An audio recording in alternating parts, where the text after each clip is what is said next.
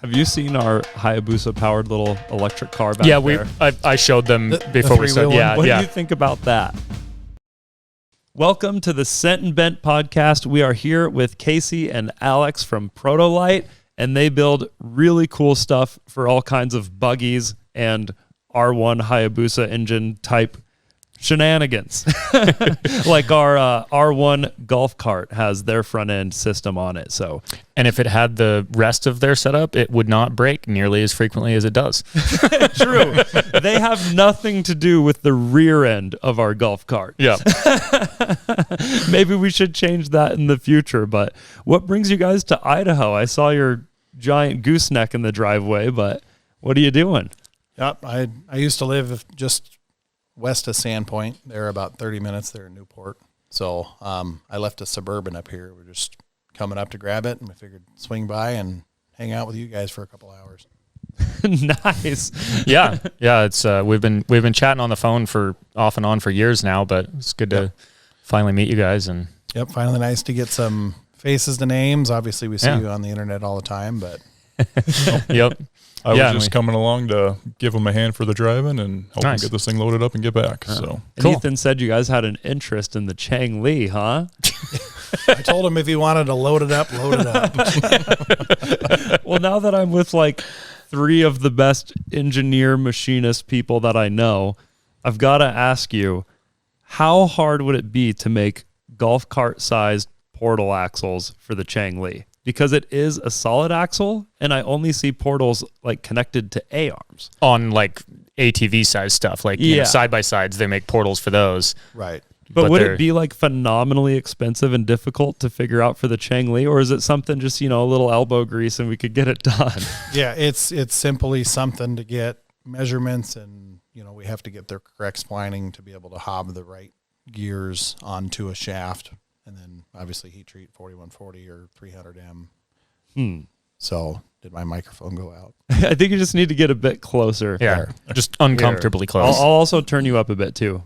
Yeah, perfect. Yeah, nice. There we go. That's better. Yeah, just simply getting just the measurements, the right size axle. It takes a little bit of homework, but it's nothing that's terribly difficult.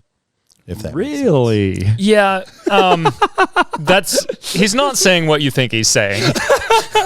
Would it be worth it? No, I don't think so.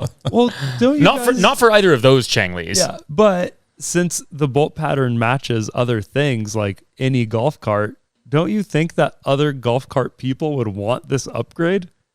It's potential. I mean, we don't know. We don't do a whole lot on the golf cart side, but I was telling him the thing is golf carts are all 2-wheel drive, and putting portals on something that's 2-wheel drive there's just really no reason to do that. So the golf cart market wouldn't.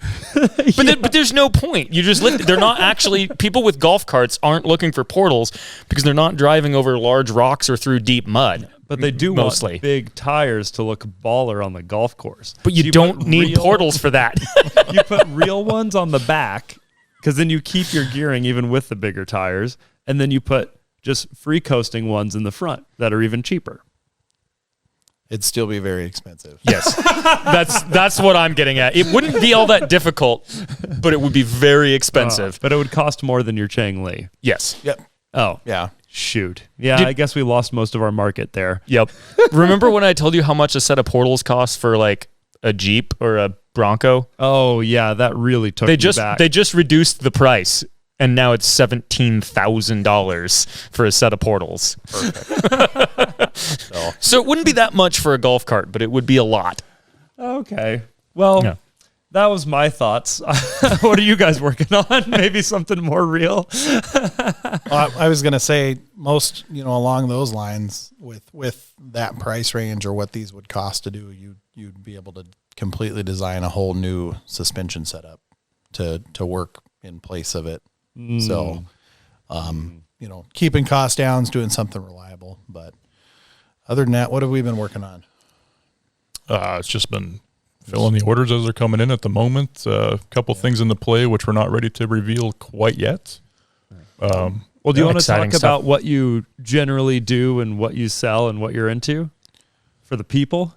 Yeah. So they get an idea of what the business is and So we do offer buggy plans. We don't push them. There's a kind of a growing buggy plan market out there, but we do offer buggy plans. Basically you could order one of two. You'd be able to build our DXT 1000 or SS 1000, basically a single and a 2-seater. And they basically walk you through how to build the entire chassis, and then you would source your suspension through us. One of the things we focus on is our suspension kits, A-arms, hubs, front and rear hubs. Those are the hardest things unless you source them from another vehicle. Those are the hardest things to kind of make in your own garage or even in a shop. And then suspension is kind of another thing to get the geometry right. It helps, we have a lot of guys running our suspension setups, let's say on golf carts, or, we got a couple of guys building little mini trucks with engine cradles, just something to be able to support the motorcycle axle or motorcycle engine to either a live axle or an RPM gearbox. Everyone's running something different. So we focus a lot on the suspension, a lot on the parts that are harder to kind of design and build in your garage. You guys design and build a lot of your own parts, where most people in the garage don't. Right. So that's where we come in. We can help, build parts for cross carts, side-by-sides, buggies. I've got guys taking 3-wheeled Daihatsu trucks and converting them to 4 wheels and putting CBR 1000 motors in them.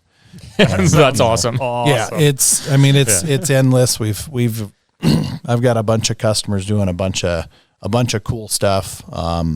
Couple of customers that race out in a larger than like an FSAE class, Formula One cars, running some of our rear parts, cause they're a machinist that they had been using for years, passed on or retired or something like that. And we sell, parts for that. I had a junior drag racing team or a high school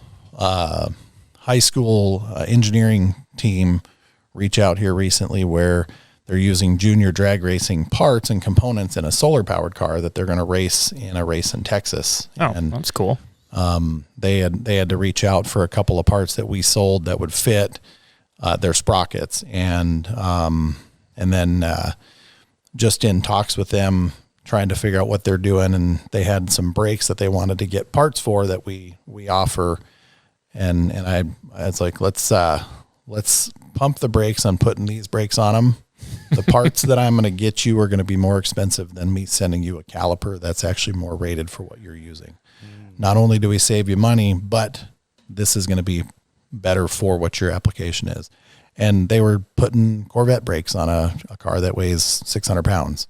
Oh, they don't need them. It's excessive. Yeah. And those brakes are expensive, right? Just hands down. So we were able to get them, the parts they needed, and they're currently building their project, and their coaches and their teachers are sending me email updates as they go. That's awesome. Yeah. I know I found you were talking about, all the parts that are harder to design in your shop. Or garage, whatever. I remember finding Protolite Racing, I think before you even owned it, like when we very first started our channel, I was digging around deep in the internet trying to find some part for one of our power wheels or something. And I remember finding it and just seeing all the custom machined hubs that bolt to, Porsche 930 style CV and all the reverse gearbox and all that cool stuff. So I've been seeing the stuff you guys build since before we ever even started talking, which is cool. Right. Yeah. And then we've had that conversation too. Mm-hmm. And back then, when you guys got large, I was actually living up here, and I was the owner had reached out then too, see if I wanted to, take over. Mm-hmm. And we ended up doing it a couple of years later, but, right. And then the Miata axles are another thing that are getting really popular. So we're working on some solutions for that. That makes sense. Some of the CNC parts, we just getting drawings to the CNC machinists to, get a part that way. Is this for like the lifted off-road Miata kits, or is this for like their buggy stuff, for like Crosscart stuff? A lot of people go down the Miata road because you can buy a set of axles for $160. Where a set of 930 CVs can cost $1,000. Yeah, they're super expensive. That's what I was going to ask. Because I assume the Miata stuff's super cheap because it's just OEM stuff. And it's readily available, and that's what we see most commonly on front ends as people use Miata parts. They build their own A-arms. They use just Miata hubs and brakes, and cool. It works. It works. It's just the most cost effective way. Some of the parts we see, their design isn't the greatest, so we want to try to step in and help with that, plus trying to keep the cost down. So, the coolest thing about doing this in the United States is all of our parts are made in America. Obviously, that's awesome. We can't control where bearings are made. We use American companies. They're stamp made in China, but the parts that we physically make or we have made are made here. So that's nice. the good news, trying to keep it American made, but we also want to keep the cost as low as possible. Right. If you look at it from a business standpoint or a dollar standpoint, it hurts us more than anyone else, but we would rather have our customers happy and help them out than to, rake someone over the coals and make 300% profit. Right. So how did you guys, you told me you both work for the railroad. That's your day job. Yep. How did you get into Crosscarts and then end up buying a company that makes all these custom parts? How did that story happen? That's my fault. I bought a house a couple of years after working for the railroad and had a cool garage and wanted to get back into welding. And I was like, what better way than to utilize a motorcycle I had and build a little buggy with a motorcycle engine, and then slowly realized that the suspension was getting harder to figure out. And then I came across, it was Protolite at the time. Protolite Racing was their racing parts. I started working with him and talking with him and kind of became acquainted with him over the years. And then I transferred my seniority out to Spokane. So we lived just north of Spokane there. And one day when I was ordering some parts from the guy, I just was like, hey man, this is really cool. If you ever decide one day you want to sell, and let me know, maybe it's something I would be able to venture in. And he did. And his first price was a little high. And then I was like, no, we just bought a house. Can't swing that. And then eventually he kind of got a little lower, and then it just wasn't the right time. We had some things going on. We moved shortly after that. And then one day we were just talking and we're like, maybe it's about time to go do it. And we kind of looked at it and it was like, yeah, it's time, and just kind of made it work. So, and it's been fun ever since. Yeah. So, and how did you get dragged into this, Alex? Well, like you said, it's his fault. So that's why I said dragged. It was something he brought up when he was out here initially, like he said, about purchasing the business. And I'm like, well, I can't move out there to help you with it. I'm in a position to do it, but I was always interested in it. And so just through his where he went with work, he wound up back in Minnesota. It's like, well, then let's do it. And this is where it's your fault. Yeah. Well, probably. Yeah. So were you guys like racing or like doing any kind of competition that you were getting further along on these parts, or were you just working on fun havers in your garage and realizing that it could be better? Fun. Yep. Just fun in the garage and doing it. And then the business opportunity came up, and I had, prior mechanical knowledge and stuff just with, going to school for motorcycles and all that stuff. So it just kind of fell hand in hand. It kind of worked out. And as our schedule frees up, that would be one of the things we'd look into. The Protolite Racing did have a couple of buggies out in the circuit racers were racing. And basically what ended up happening was as rule changes came in, one of the big rule changes was no home builds. And that kind of hurt that's weird. Yeah. I thought that was the whole point. Yeah. And, these guys were taking SS1000s out and just dominating the competition. They would race them in side-by-side classes because that's what they fit in. They're essentially the size of a Razor 1000. Right. They weigh about half the weight and they make about 30% more horsepower. Right. So they're significantly faster. Obviously there's rules you have to follow in race classes. So these guys went and raced 2 seasons, and then they came out with everyone voted, and there was, 4 out of the 40 guys in the race class that didn't, that raced home builds, and everyone else voted home builds out because they were always winning. That's dumb. It happened. Is there Crosscart specific racing in this country? I've never really looked into it, but there's not a whole lot. There are a few people working on it. KJ Racing's one of them. Mm-hmm. They're working on something up in the Northeast. There's a couple guys in the Colorado, California area working on getting some rule books together. Basically, everyone follows the FIA standard in the European or the Australian circuits. And one of the rules they've come out with is no home builds. Really? Even for that? I thought cross-carts seem like they're kind of the whole point is home builds. No, I'm not over-exaggerating. I literally thought that was the whole point. Right. Yeah. And I think it's a more or less a liability. Yeah. So you can build it to the specifications and then take it in and have it obviously certified or whatever. Certified. But that's the more of the worry is a safety thing, is they don't want someone who, barely knows how to stick metal together to come out there and have something dangerous that could hurt themselves or others. Yeah. I mean, I get that, but they just have to pass tech, not like, right. No. And, and that's one of the things that, that's one of the things there's a few people working on in the cross-cart industry is there a way we can do this? Right. If you build a DXT 1000 or an SS 1000 to spec, they're not necessarily cross carts, but they're built to how we build them in the shop. So, and we've never built one and taken it there and said, hey, is this a home build? Since we do have a business, this is what we do.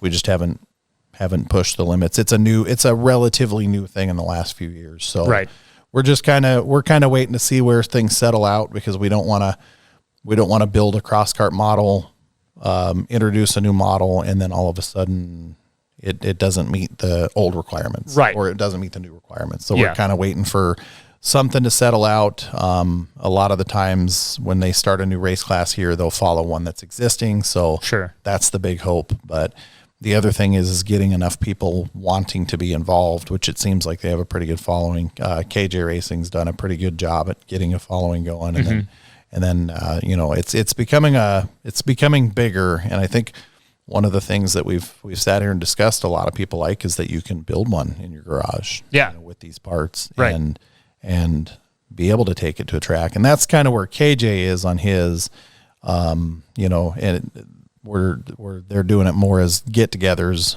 versus racing, versus racing, and trying to get stuff into open wheel classes. And that's where a lot of it is still okay, as racing in an open wheel class. One of the things the previous owner did with the Protolite 1000s, the SS 1000s, is raced them in autocross. So, and they do fairly well. Just doing a couple of tweaks to the suspension, adding a sway bar, and then throwing some street tires on it, and that'd be fun. That is ripping around. Absolute blast on like a CBR 1000. Yeah, and I do have a couple of customers that do run turbo Hayabusas in theirs, and they'll the GSXR 1000 motor will lift the front wheels off the ground. So. A turbo Hayabusa would be even more. Yeah. And then I do have a customer currently trying to do a Yamaha RX Warrior. So the 1000cc 4-cylinder sled. Oh yeah. The RX1. Yeah. So those RX engines ones, we had one of those engines that I don't know if you remember this or saw it, but we bought a 1962 Triumph Spitfire, the car, and then put a supercharged RX1 engine in it. Which is like 300 horsepower of supercharged. Yeah. And it was a project we kind of we didn't finish it. We got it running and driving, and then it had a lot of, it's a carbureted 4-cylinder with a supercharger, and it ran great in the sled, but once we got in the car, it just would not run right. And we eventually lost excitement about the project and passed it on to somebody else. But the point is RX1 engines are insane and they're awesome. Yeah. We actually have one sitting in front of our shop right now.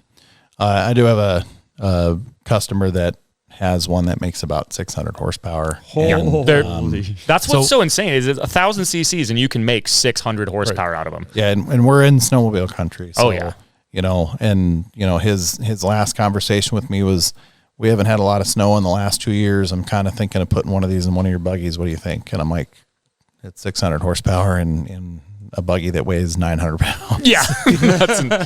I think it'd be cool. We just have to do it correctly. Yeah. So we, had some things working there and then of course get hit with a big snowstorm and now we're back onto the snow. And so he has other things that we're trying to work through and work on. But yeah, that was the other thing that we had kind of talked about was toying with the CVT RX1 engine in a single seater. Yeah. With a mild turbo. Just, lots of power. They reliably make, a couple 100 to 300 horsepower reliably without a problem. Totally. You get into the 500-600 horsepower where, a couple of our guys are and you're constantly replacing parts. Your chain cases don't hold up. They've figured it out, and his ultimate goal was to make the highest powered one. And very smart person, and he's gotten it pretty close there, and he loves it, and he's like, let's put it in a buggy, and I'm like, that's awesome. We can, so we're working through it. We do have a CVT engine cradle. We just don't know what it's going to do with 600 horsepower. So, and is that going to out of the other end of the CVT, is that going to a chain drive or just direct to the CVs? RPM sells a CVT gearbox. Oh, right. So, So it's straight to the RPM box. Yeah, that makes sense. Yeah. And then there's some guys that'll run a jack shaft if you want to. Right. When messing with higher power, you have to build them the right way. Right. I mean, a chain, a singular chain isn't going to hold 600 horsepower for very long. Right. Yeah. And the RPM gearboxes are all gear driven. So they're all, they're super beefy. We know the owners pretty well, and they build the things to not come back. Right. So very, very good, very good built box. He rates them at 300 horsepower. He says they will go over. He just does that for anyone he usually deals with once that or less. Right. So when it comes to the higher horsepower stuff, we get into conversations of what he has to do to the box to make it to make sure it's gonna last. Right. Because that's the goal, is to not see it again. Yep. Minus regular service, just not. He wants to build a good quality product. That's one of the reasons we use him. Right. He's been a machinist for 60 years. So knows what he's doing. Used to race in the Mickey Thompson series, worked for Mickey Thompson, kind of big in the racing, and just builds a quality product. And that's one of the reasons we really enjoy working with them. So I've never had one of those, but they always seem like the best option. RPM boxes for reverse and the price. Everyone free. It's sticker shock when you get the price of these things, but when you look at go onto eBay and find a Razor transaxle, right? They're $3,000. You know? And then you got to spend a couple of grand machining parts to get it to work with a crotch rocket engine. Right. So, I mean, you're into it. You're into it no matter what. You're going to be into it a couple of grand. So, and someone who machines all of the stuff himself, other than the stuff that he physically doesn't have the size of a shop to do, but it's all made in America. Right. That's the other thing too. Trying to keep it made in the United States, also trying to keep the price under control. And and he's done that. There are some other competitors out there that run a little more, and so when people see the initial sticker shock, and then I'm gonna go shop around, and then find out everything is a little bit more. Yeah, totally. You're paying for what needs to be there. Yeah. The starter reverses work in a sense. You get too big of a buggy, too heavy of a buggy, then they start having problems. Then you have to get a bigger starter. And that's a lot of extra weight too, right? Yeah. Well, yeah. I mean, Yeah, I would say it equals out. Okay. But you've got to have a flywheel, or you have to have a brake rotor machine to have a flywheel surface on it for a starter to engage on, and then you have to have the starter. So the starter's 10, 15 pounds. And then if it's at any sort of a descending incline or decline, they don't work really well about pulling something up a hill or out of it. Let's say you run a golf cart into a tree and you want to try to back up, probably wouldn't do anything. Yeah. No amount of having reverse would have gotten me out of that situation. Right. Driving out of there, but pick it up with the skid steer. If you slid off a track and try to back out, they have their purpose though. Right. They 100% have their purpose. If you're building like a, like that Triumph Spitfire we were building or something like that, that's mainly on road, like a little track buggy or whatever, then starter reverse work just fine. You only need to back up to turn around in a parking lot or whatever. But or your 3-wheel car with a Busa motor in it. That would work fine. They're not going off the street. You're not really backing up a hill. They work great. Yeah. But it's an option that it's a reliable option. You get an actual gear ratio out of it, so you can get the right tuning, the reduction, the right speeds you need for what you're racing. Just a good option, and unfortunately, options do cost money. like the whole industry we're in. Yep. Well, and it's a very small market relatively. So it's if you were selling hundreds and hundreds and hundreds of those gearboxes, you could maybe get the price down, but like it's not. There's not. It's not a huge market. You're not selling thousands of units. When you buy in bulk, it lowers the price significantly. Right. But versus even what we do, we try to buy enough in bulk to get a decent enough price. Sure. It try to make it cheaper. If we bought everything a couple hundred at a time, yes, it would make prices significantly cheaper. Right. The other problem you run into is storing that, and then is the inventory going to rust? Is it going to sit and corrode? Is it going to is it going to sell? That's another big thing. Yeah, totally. I have a shipping container full of inventory that sits on the website and it does nothing. So it's relevant when we need it, but it sits and does nothing. So playing those games and trying to line up with what we're doing. One of the biggest things that we've been seeing a lot lately is people are building the Miata live axles, spools, spline shaft. We ended up making an order for our spline shaft, and then when it was ready, we made another order. Hadn't even gotten the order. We made another order because we ran out of our last order way faster than we've ever have. So trying to keep the stuff in. Sign. And then, we try to, again, keep the price down because we buy it in bulk from the manufacturer. We're able to kind of help guys out, and, the places that they do buy it aren't going to notice that business going away because, it's a tractor store. They're going to sell it to the tractors, the guys with tractors. So it helps our customers get what they need, but also keeps the price down. We have the options of getting stuff, if you want the ends machined flat, drilled and tapped, so you have a specific size, we can do that. It's an extra like $20, but it keeps the price down for you, so you don't spend twice the amount on more material than you need, and then you got to figure out how to cut stuff that's, 1 inch and 3/8 inch. It'll ruin every saw blade that you own. Just stuff that you typically don't have in your garage. We try to help with that. Yeah, that makes sense.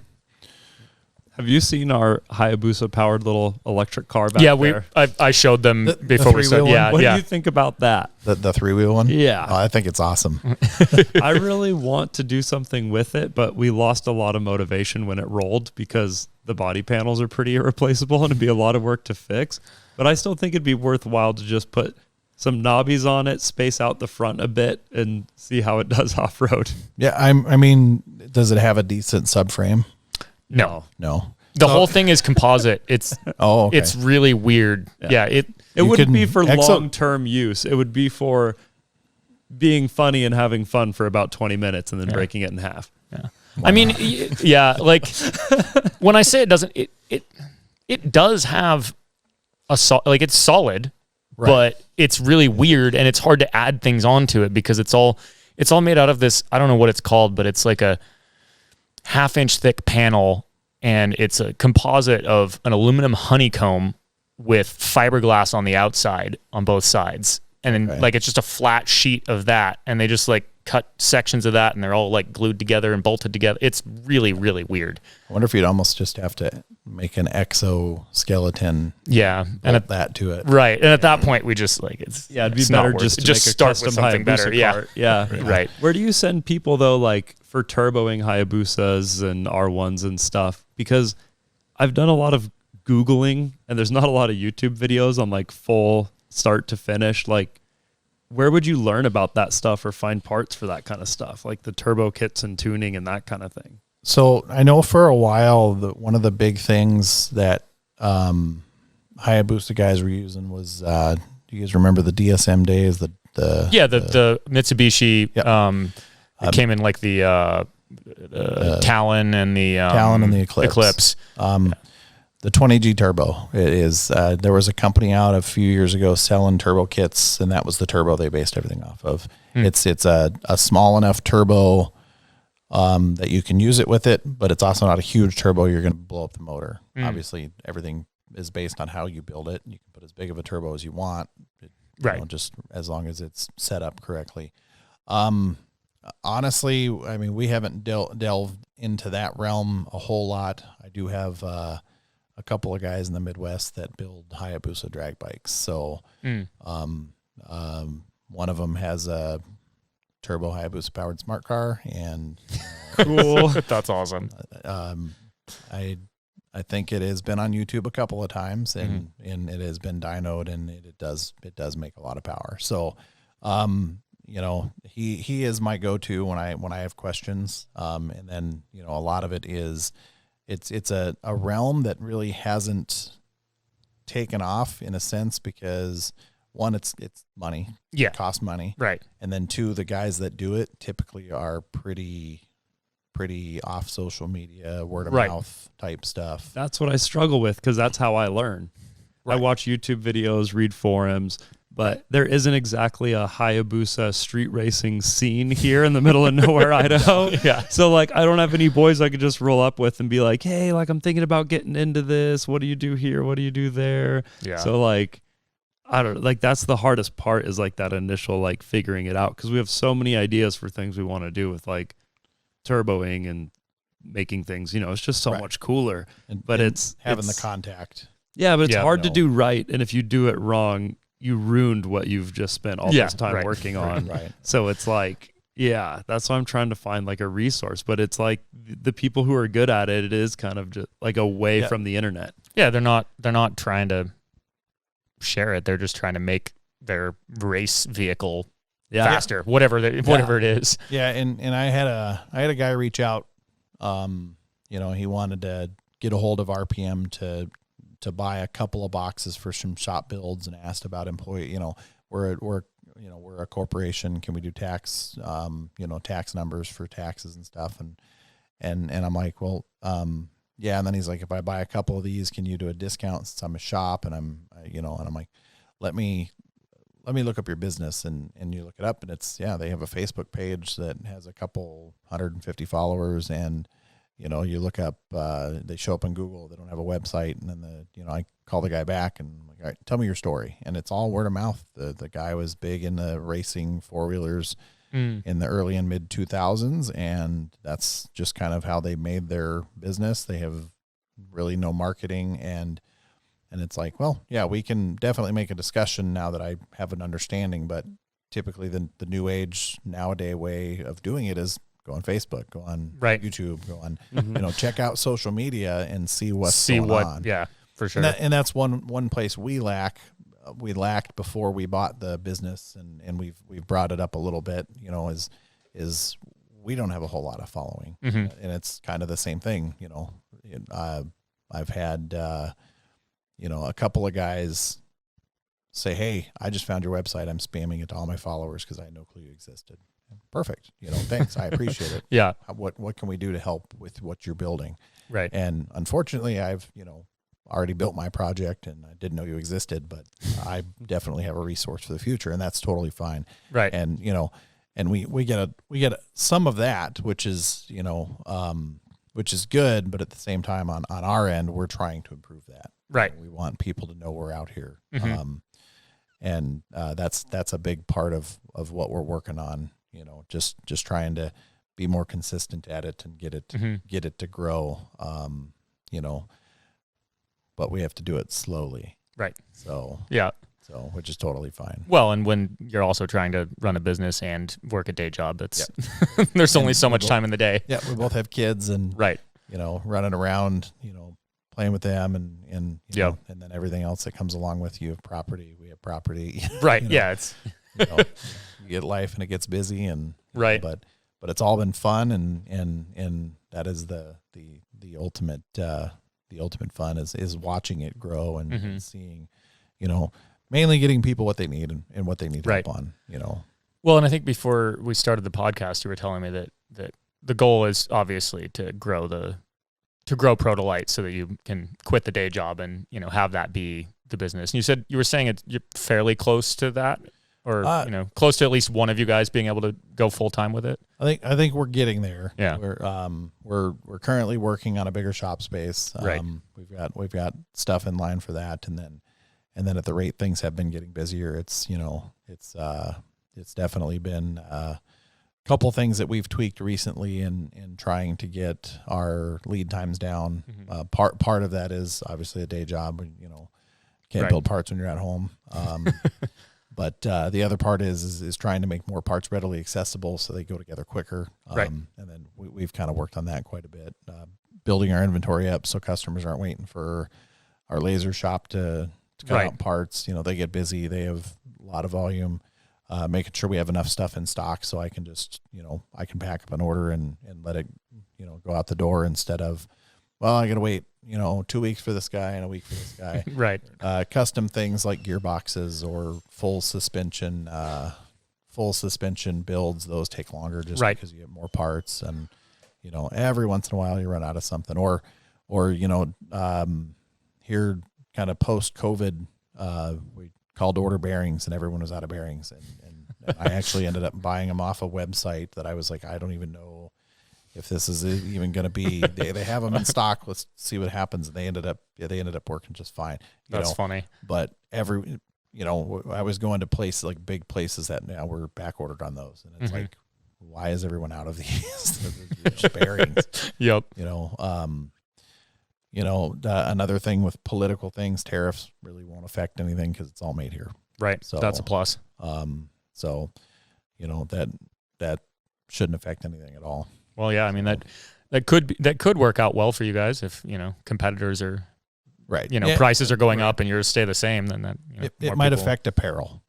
Right. Sure. Yeah. All the clothes are made somewhere else. Right. But I mean, that's not really a huge portion of your we don't sell very much apparel. Right. I mean, maybe it'll lead to people building their own buggies if the factory buggies get so much more expensive too. Yeah, I mean, that would be cool. Yeah. That could be a big factor. Etiquette's currently closed in their new transition of whatever they're doing. So, there's one. And then, like you said, as things slow down with that could increase. Right. And not very many people do what we do. I mean, it's very... In all of my years of building stuff, I've spent a lot of time searching around on the internet for parts, and Protolite's pretty much the only actual place that you can find most of the things that you guys sell. Right. And one of the issues when we took over is some of the parts, you had to be extremely specific on Google. I am looking for this, and then it would pull up. It, as you guys know, it took hours and hours, but I got most of the SEO stuff fixed. Nice. So it should relatively pull up easily. But if you just type in off-road suspension for buggy, Ultra 4 is going to come up. Trophy trucks are going to come up. Yeah. Stuff that costs Fox, King, whatever. So, you still have to be specific, but, Crosscarts should pull something up. Right. So just getting that set up has helped a lot. When we first set that up, it was, the call volume increased, not significantly, but it increased. Oh, I Googled your business and I found it. It was like, that was a good feeling because we're moving in the right direction. we still keep in contact with the previous owner, and he did tell us like, hey, this would have, if I would have known that social media was going to be what it was, I would have done this years ago. And my comment back to him was, well, we probably wouldn't have been able to afford to buy the business. Everything works out for a reason. And we're trying to learn it too. We're new at it, short of having Facebook. That's about all the social media skills that I've ever had, and trying to learn with it and see what works and what doesn't work, and how to reach people. I do get Instagram messages, and still working on how to I think put a phone number on it. Right. So that's kind of the fun social media part of it. Right. Do you have other like racing classes that your clients are in or that you guys do? So pretty much anything that kind of pertains to what we do. Like I said, some customers are running in the, I use FSAE as an example. I can't remember the race class they run them, but they're essentially Hayabusa powered Formula One cars, and they race in an autocross class. I have a couple of customers that are kind of into that. How does that work? What do you mean?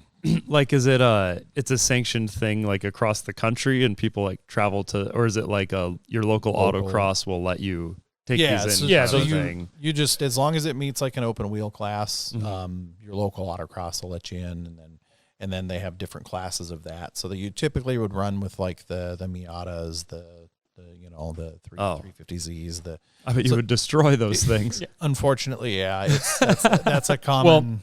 A common thing. I mean, the thing is with autocross, like, at least my experience of it, like, if you're the closer to stock your car is, the classes are based around modifications. So if you're running a Crosscart, like an open-wheeled Crosscart, you're going to be in a class with the most highly modified cars. Right. So you're not racing against a stock Miata. You're racing against the guy that did everything under the sun to his Miata. Got it. So that helps. Fair. I mean, like, yeah, it's like if you're in that, you're in the highest class. You're in like the effectively unlimited class. Right. If you're racing that. So that. Yeah. And the guys that do the open wheel or the Formula One style Hayabusa cars, those guys are racing like time trial type stuff. They're time attack stuff. Yeah. And as far as I know, it's only kind of in Southern California or the California area. I don't have too many customers outside of California doing that kind of stuff. Right. Like I said, a lot of our customers are just out there running out Mid-America Off-Road Park in Oklahoma. Right. They're wanting to bum around their own off-road parks. They want to build, what Grindhard's building or some of the other big YouTubers. They want to build just kind of cool stuff in their garage. They can go, toy around with. I've got a customer. We're trying to get a gearbox set up for him. He's got a plan built buggy that he bought, and he wants to use it as a Sunday driver hot rod show car. And oh, nice. It doesn't care if it only does 50 miles an hour. And I'm like, you have a CBR 1000 motor in it. It's going to do more than 50 miles an hour. No matter what. I mean, we put a huge ratio gearbox in it to try to get it down. I said, you got to think of this too. You want to drive around for a couple of years and then sell it. The next person's going to want to do 100 miles an hour. Right. So I said, let's set it up for the best of both worlds. And then we only have to do it once. So he, we get customers that are, I just want to putz around my yard all the way to what's the fastest thing this thing will go and what's the safest way I can do it. How do you think our golf cart ended up existing? Because we have some theories, but it seems like it was a kit, but also like a kit that wasn't engineered either well or strong enough for that engine. Like, or like, I feel like parts of it were designed based off of some plans, and then other parts of it, somebody just winged it. Because you saw it. What do you think is going on there? So one of the things that the golf cart industry did, probably 15 or 20 years ago, is they had kits. Jody actually has one of these, but he built his own, where you could put like a V-twin lawnmower engine or the Honda 22 horse V-twin motors in a golf cart and then put a lift kit and stuff on it. what it kind of looks like is someone had one of those and then decided to put an R1 engine in it. Yeah. So, that sounds about right. That's a little different. But I mean, like, engine. It's yeah. I mean, certain parts of it, like the rear hubs, like clearly they bought some sort of kit, but then it's also all welded, like MIG welded by hand, like clearly not a production unit. Like, I don't know. It's just a bunch of weird stuff all. And like the front spindles, I mean, maybe it was just somebody who knew a fair bit about like welding and fabrication, but nothing about steering or suspension, because they were solid. They were decently built. They looked like, if you at a glance, you could think that they came from something like Protolite, right? But there was no caster, no camber, no toe, like, or no Ackerman, none of the, they were just vertical, straight. Like, and it's so weird. Yeah, it could have been someone built them that way, or I know on some of the earlier dune buggy sandrail kits, they had no front brakes. So right, and you're out in the sand, so a lot of that stuff doesn't matter. Yeah. So right. Well, front brakes don't matter, but you know, caster and stuff does, and KPI and, and that's none of those. And that's where I feel like it would be something that someone built. Yeah. Because most of the kits that I know about are typically designed. Now the only, unless they use like a beam axle upright for A-arms, the beam axle upright's all adjustable in the beam. Right. So your ball joints, your adjustability's in that for right. the most part. But I mean, there's tons of, you know, custom stuff. I've had guys reach out, hey, I bought a buggy with your adjustable live axle in it, but it keeps throwing chains. It's like, send me a picture of your stuff, you know. Right. I can't, you know, I can only do so much talking on the phone. Send me a picture. It turns out his motor was crooked in the frame. So, right. You know, and he's like, I didn't even notice this. Luckily, he was a fabricator. Mm-hmm. He was able to, you know, pull it out, right. correct it, and we fixed the problem. And then, you know, another thing that helps out a lot with chains is obviously a little bit longer instead of shorter, and then running an idler or something to help track the chain. Right. But you know, there's a lot of home built stuff out there that, you know, people love the look of X, Y, or Z, and they build a replica of it. And, right. you know, I commend the ability to want to build it in your garage, but at the same time, sometimes it is not built as well, you know, right. or very bad. Yeah. But again, you know, I get a lot of customers doing that. I bought someone else's project or buggy and I want to do this, and it's like, okay, let's do that. But you know, sometimes I'm not the answer. Right. I've refunded $10,000 in orders because I wasn't the answer the guy was looking for. Right. You know, I happened to have a buddy that had a buggy for sale about a half an hour from him, and was able to help my buddy sell his buggy and help this guy get what he wanted. Right. And, you know, and it worked out. So, you know, but that was the important thing. I wanted that customer to get what he wanted, what he needed. Right. Not just to sell parts. Yeah. And typically if someone orders big orders like that, I call them, because it, you know, usually when you're spending thousands of dollars, you're calling and saying, what am I spending thousands of dollars on? Right. I've had a specific individual out in California call and commend us on the idea of this, and he wanted to put it into a vintage Formula One car, and the backstory behind it was super cool. It ended up being the son of the founder of ARP. You know, wow. They're still building Formula One cars. He travels a lot. I haven't talked to him. We haven't built him a kit yet, but you know, just cool stuff. People calling and saying, hey, I'm looking to do this, or I'm looking to do that. Will it work? And my favorite answer is, I don't know. Let's try it. But I can get enough basis of information to say yes or no. Like, yes, let's try this, or no, it's not going to work. Right. And, you know, if they really want to, they will. You know, people will definitely do it. Is that a common thing with Formula One cars, just because the engines are so impossible to obtain? They'll throw in a street bike engine and... Well, he had a couple of like like track rentals that they would take over to the track near their shop and like customers drive them around, and they wanted to put a GSXR motor in it because it was a little bit more cost effective, and then it just seemed easier. And then when he put it in pretty specifically, and it pulled up Protolite because all of our stuff is tagged with GSXR. Right. Yeah. So he was able to find us, and he's like, "This seems like the answer to all of my. I don't have to fabricate anything." And I'm like, "It could be. It's just it's also an answer to your pocketbook too, because it isn't cheap. Because those, like, I guess it depends on what type of chassis, but there wouldn't be any steel to weld to. Well, it's like a monocoque. Yeah, they composites. It was something, and he told me, he's like, it's a project. It's something that might take years. We're just toying around with it. So I didn't get a whole lot of information. I just got enough information to say, yeah, we can try it. Right. Kind of like your 3-wheeled vehicle up there. It's a composite body. Yeah, maybe that's part of the the process is figuring out how to. Part of the fun. Yeah, and it is. We had a couple of talks with some people about different things they want to do, and we have to remind them, this stuff takes a lot of force when you jump it or when you're doing stuff. Make sure, that's why I asked what type of unibody's under it. And a lot of people don't think about that. Right. That you're going to spend $7 or $8 grand on some suspension, but just remember, you might spend a couple grand more on strengthening what you have to make it work. And then customizing it. And that's my biggest thing with people is like, can you weld? These will weld into your frame, then you can bolt them up.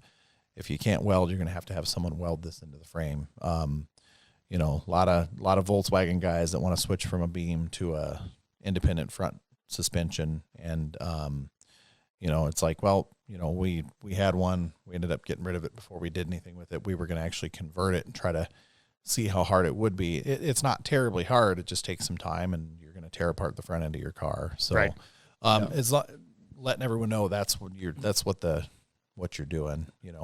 Yeah, man, that would be fun to take an old Beetle and just put a whole Protolite, everything underneath it. Like a Hayabusa or GSXR engine, and then the independent front and rear suspension. This would be way lighter than the Volkswagen drivetrain. Right. But you could, because like you see those body swaps where people put Beetles or whatever else onto a side-by-side. Yeah. And that's cool. But like, then you have a bunch of, you have some Beetle stuff that doesn't make sense for the side-by-side. You have side-by-side stuff that doesn't make sense for the Beetle. But if you just took one, cut the bottom out of it, and then just, right. That'd be fun. We had a guy on one of the buggy forums actually has, so the kit cars for Volkswagens, the Bradley GT. Yeah. He has one of those with an R1 motor in it, and that'd be fun. Fabricator customizer built it all himself. Doesn't have any Protolite parts in it, but that's something that we've thought about. It was like getting some of these people to do that with some of our stuff, right? And right now we've got a couple of guys with KJ buggies wanting to put our suspension in them, to race like the Colorado Hill Climb. So, these guys go out and race, and they do pretty well. And I'm like, do you need it this year? Like, when do you need it? And he's like, well, I'd like to get one race in, but it's a next year thing. And then I've got other guys that are they're running around with $5,000 buggies, spanking competition, and they buy little parts and stuff from us, and we're here to help everyone we can. One of the goals of the mini buggy network, it seems like, is cost. Right. If you buy a buggy at the mini buggy level, you're not spending $250,000 on a sand buggy or a trophy truck or something like that.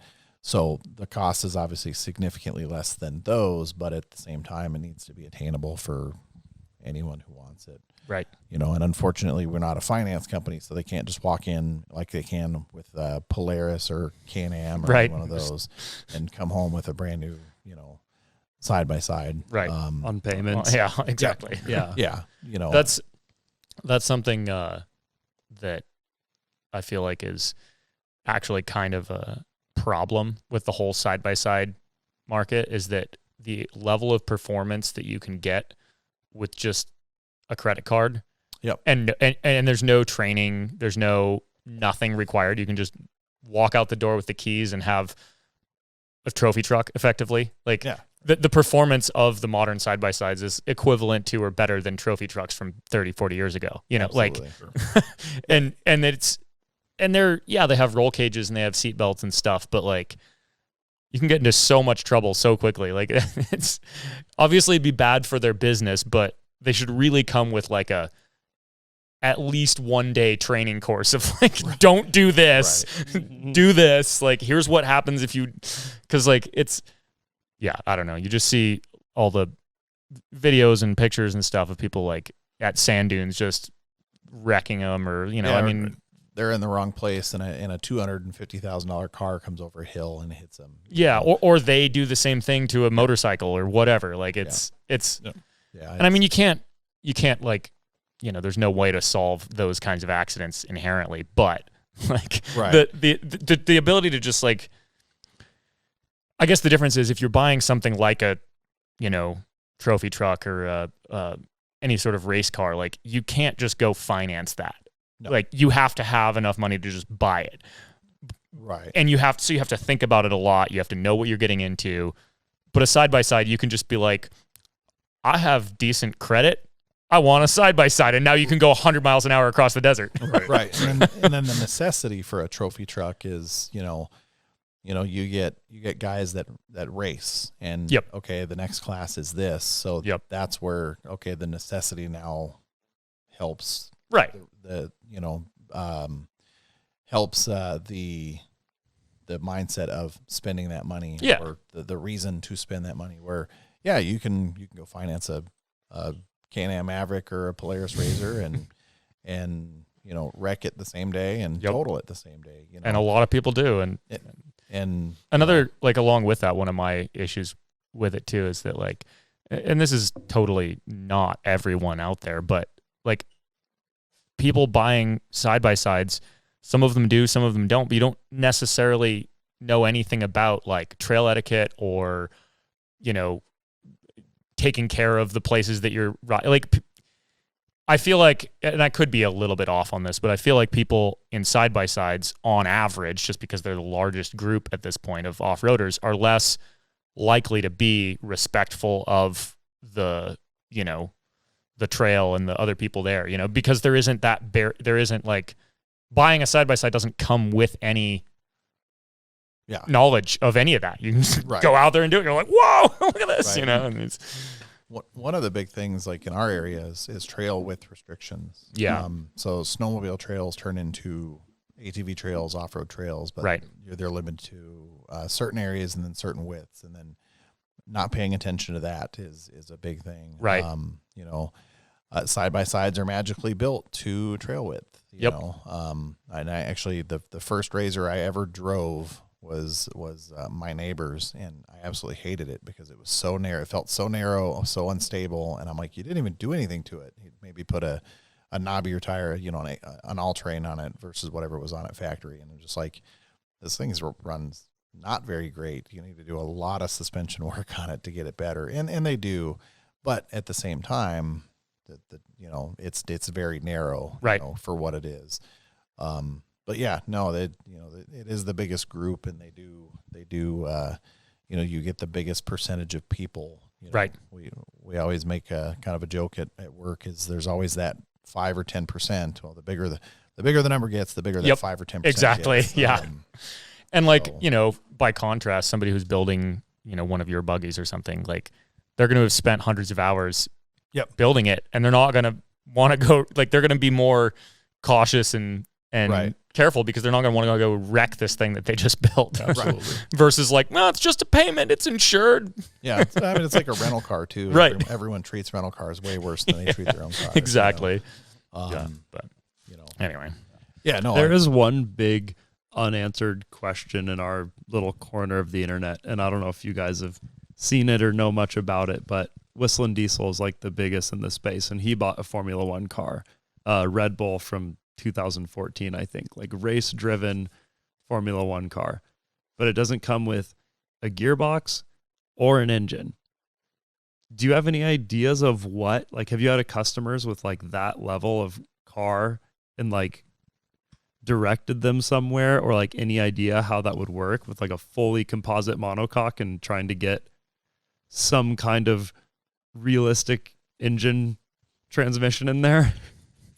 That one's kind of hard because now not only are we in another realm of what to do, you're also in an entirely different price range. So that car used to have like 1,800 horsepower. Right. And that car's motor is probably worth more than the amount of money that we'll ever see. Yeah. So, I honestly don't have an answer for you because, you know, I mean, you'd love to say, hey, go stuff like a Porsche drivetrain out of a 911 or something in there, because that would get it close. But at the same time, you know, you're still realms off, you know, some of the, and it probably wouldn't fit either. Like it's probably too big or whatever. Right. And you know, I mean, the last thing I kind of watched on Formula One, and it was probably, I would say within the last couple of years, you know, the smallest teams' budgets were like $500 million a year. Right. So, you know, these cars are designed and engineered, and they have, you know, the smallest team has a massive budget. Right. Not really to them, you know, because you're up against Ferrari and the big names that have, you know, the potential of an endless budget. And so, yeah, I mean, he's probably going to end up probably needing to find a gearbox or a motor or find another car that has one. I don't have a good answer for that one at all. Yeah, I've been really curious about it. It's like one of those things that, I don't know, just keeps me up at night because I think of how hard of a problem that truly is. Because, yeah, if you were to just buy a working engine, you need like a whole team of people just to start it. Yeah, you know, and like for racing, there's that kind of money, but there isn't that kind of money on YouTube. So I'm like so curious what he's gonna do with that specifically. But probably the same thing he does with all of the other stuff. Break it, throw in enough power to get it crazy, and then absolutely toast it. Yeah, and I mean, he's done good stuff. You know, he's found, you know, the kind of the people to help him engineer some of the stuff that he has done. Yeah. But yeah, I have no clue. I mean, you know, yeah, maybe where he bought it is a source too. So yeah, that would be cool to see what happens. Yeah, I'm excited about that one, but it's things like anything that's like a regular car or tube chassis, anything that has anything to weld to, I can like picture how that would work. Right. But these kind of super specific things with no room in it, it just seems like such a hard challenge to face. Yeah. And you need a certain amount of power for it to even be usable. The tires won't even get warm if you don't have it. I mean, at least 1,000, I'd have to imagine.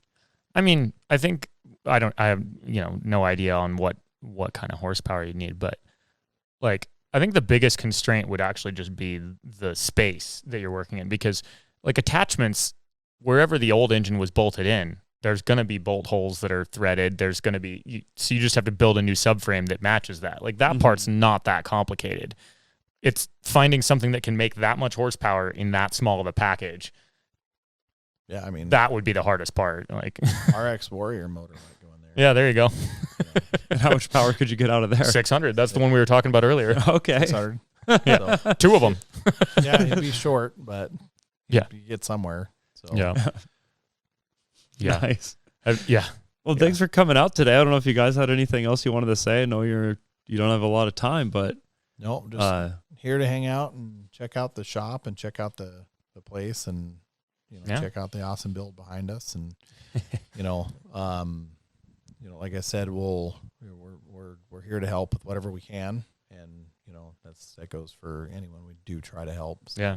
Oh yeah, that reminds me. I got to show you before you leave. I got to show you the little fiberglass Viper body up in the loft. Oh yeah, we've chatted about that a few times. Yeah, I saw the Jeep one above on your lift. So.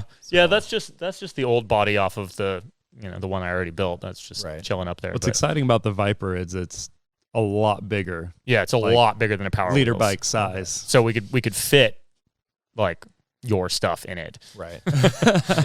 and I've thought about doing like so you guys familiar with the FSAE cars? Yeah, Formula SAE. They limit it to 600 cc's. Typically, they're single cylinders. They're limited down to, I don't remember, 70, 75 miles an hour. And they absolutely rip around the track. I think a lot of them now are electric. I've always wanted to like build not quite a bigger version of that, but just a little bit bigger to handle the power of a Hayabusa or something. Just, and then maybe a little bit more suspension travel, just because you have a lot more power and a little bit bigger of a car. Right. Yeah. More weight. You need a little bit more suspension. You guys definitely have the roads up here to have fun with something like that. Yeah. Gravel, all the gravel roads. Yeah. Well, even the paved roads. Oh yeah. Oh yeah. Everything where we're at, it's all straight and long. Right.